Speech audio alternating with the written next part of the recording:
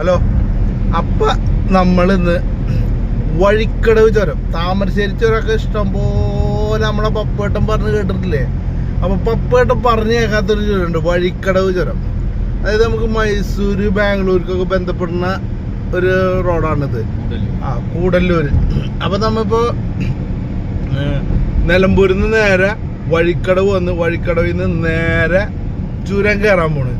അപ്പൊ ഈ ചുരത്തിനെ കുറിച്ച് പറയുകയാണെങ്കിൽ താമരശ്ശേരി ചുരം പോലെ തന്നെ, പക്ഷെ അതിനേക്കാൾ ഇത്തിരി ഡേഞ്ചറാണ് ഈ ചുരം. പക്ഷെ നമ്മളെ പപ്പേട്ടനുള്ളതിന് വലിയ താമരശ്ശേരി ചുരമാണ് അങ്ങോട്ട് ക്ലിക്കായി കത്തിക്കണത്.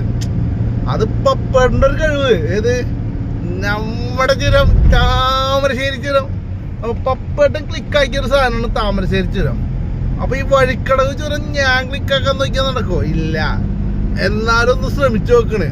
അപ്പൊ ഈ വഴിക്കടവ് ചുരത്തിന്റെ കൂടുതൽ വിശേഷങ്ങളുമായിട്ട് ഞാനിങ്ങനെ പുറകില് വന്നുകൊണ്ടിരിക്കും. അപ്പൊ നിങ്ങൾ എന്ത് ചെയ്യണം? ആ ലൈക്ക് ബട്ടണും ഷെയർ ബട്ടണും കമന്റ് ആവശ്യമുണ്ടെങ്കിൽ ചെയ്താൽ മതി. ഒരു നിർബന്ധമില്ല. ഞാനിങ്ങനെ വീഡിയോ ഇട്ടുകൊണ്ടിരിക്കും. സബ്സ്ക്രൈബ് താല്പര്യം ഉണ്ടെങ്കിൽ ചെയ്താൽ മതി. ഒരാള് നിർബന്ധിച്ച് നമ്മൾ ഒന്നിനും നിൽക്കുന്നത് പൊന്നെ പോലീസുകാര്. ഇലക്ഷന്റെ ഇവിടെ നിലമ്പൂര് ഇലക്ഷൻ നടക്കാട്ടാ. അങ്ങനെ ഒരു വിഷയം കൂടി ഉണ്ട്. അപ്പൊ ചെക്ക് പോസ്റ്റും കാര്യങ്ങളും ഒക്കെ സീനാണ് മൊത്തത്തില്. എങ്കിലും ഞങ്ങൾ പോയിക്കൊണ്ടിരിക്കുന്നു. മുന്നിൽ അപകടം നിറഞ്ഞ പാതകളൊക്കെയാണ്. ഈ ചുരത്തിൽ ആന ഉണ്ടാവും. ആനണ്ടാ? നാളെ രാത്രി കയറുമ്പോണ്ട് ആനക്കൂട്ടം. രണ്ട് വലിയ ആനയും രണ്ട് കുട്ടി ആനയും. അപ്പൊ ഈ ചുരത്തിൽ ആന ഉണ്ടാവുമെന്നാണ് ഡ്രൈവർ പൽപ്പു പറയുന്നത്. പൽപ്പാണ് വണ്ടി ഓടിച്ചുകൊണ്ടിരിക്കുന്നത്. അപ്പൊ പൽപ്പിനെ കുറിച്ച് പറയുകയാണെങ്കിൽ ഒരുപാട് പറയാനുണ്ട്. അപ്പൊ ആദ്യം പറയണേ, വിണ്ട ചുണ്ടിൽ തിളങ്ങി നിൽക്കും നീണ്ട കാജാബീഡികൾ, ചെക്കൻ ചാമളൻ കോമളൻ, അങ്ങനെ ഒരുപാട് വർണ്ണിക്കാനുണ്ട് അവനെ കുറിച്ച്. അപ്പൊ അതിനെ കുറിച്ച് കൂടുതൽ ഞാൻ വർണ്ണിക്കുന്നില്ല.